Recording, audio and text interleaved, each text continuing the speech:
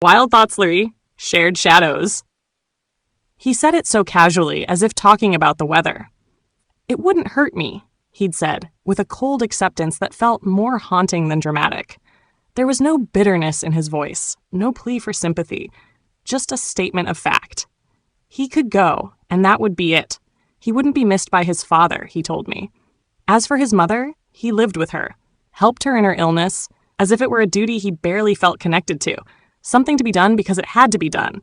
I felt that light wave of worry and sadness mixed with something sharper. If you don't care about yourself, do you think of what it would do to her? I blurted out, the words escaping before I had a chance to think them through. He paused, eyes steady but distant, as if weighing the question. He didn't need to say what I already knew. His father was long gone emotionally, if not physically.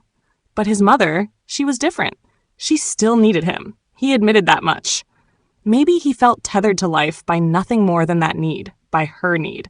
I wonder now if that's why he lingers here with me, as much a stranger as he is a shadow of something familiar. Maybe in my own thoughts, chaotic, spiraling, and tangled, he sees a reflection of the battles he's waging in his own mind. Like we're drawn to each other, not because we bring peace, but because we each understand the darkness that haunts the other. Maybe he holds back because he senses my own fragility, knows the depth of my own mistrust.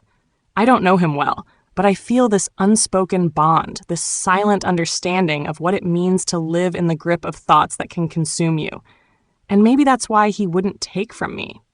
Not really, because he knows how that sort of betrayal could unravel someone already walking a fine line. I find myself spiraling again, caught between sympathy and suspicion.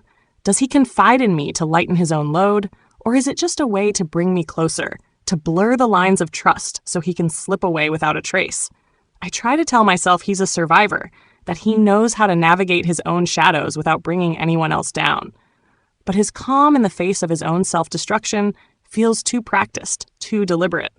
Somewhere, I know he's fighting battles he doesn't talk about, demons he won't name, and maybe that's why he keeps me at arm's length, letting me in just enough to see the edges of his darkness, but never enough to reach him.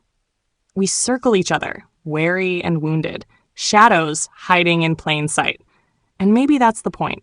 We're both drawn to the mysteries we won't solve, the secrets we don't share, the thoughts that never quite reach the surface.